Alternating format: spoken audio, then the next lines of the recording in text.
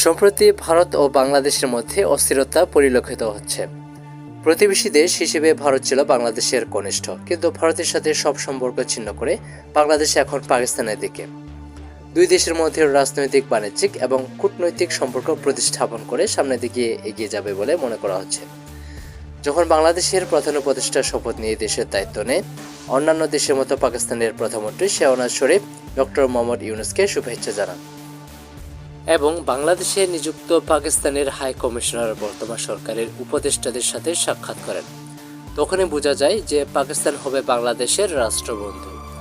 আর এখন যেন ভারত বাংলাদেশের টানাপোড়েন দিকটি পাকিস্তানের সাথে সম্পর্কটি আরও স্পষ্ট করে দিচ্ছে, যেটি বরাবরই ভারতীয় মিডিয়া প্রকাশ করে আসছে।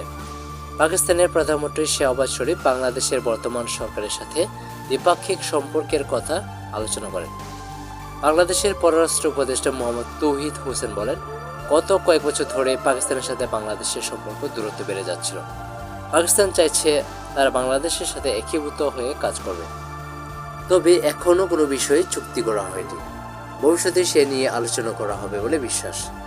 শেখ হাসিনা পদচ্যুত হলে পাকিস্তানের সাথে বাংলাদেশের সম্পর্কের ধারণা এ নিয়ে ভারতের বিভিন্ন মিডিয়া চ্যানেলে উদ্বেগ দেখা গেছে। এমনকি এও প্রশ্ন উঠেছে যে বাংলাদেশ আফগানিস্তান বা পাকিস্তানে পরিণত হবে। 1971 সালের ইতিহাস নিয়ে বাংলাদেশের মানুষ যেভাবে পাকিস্তানকে নিয়ে একরকম মনোভাব তৈরি হয়েছিল, বিগত বছরগুলোতেও দেশটির নাম উচ্চারিত হলে সে ভয়ঙ্কর ইতিহাসের কথা স্মরণ করে দেয়। কিন্তু এখন সেই সম্পর্ক নতুন দিকে মোড় নিচ্ছে।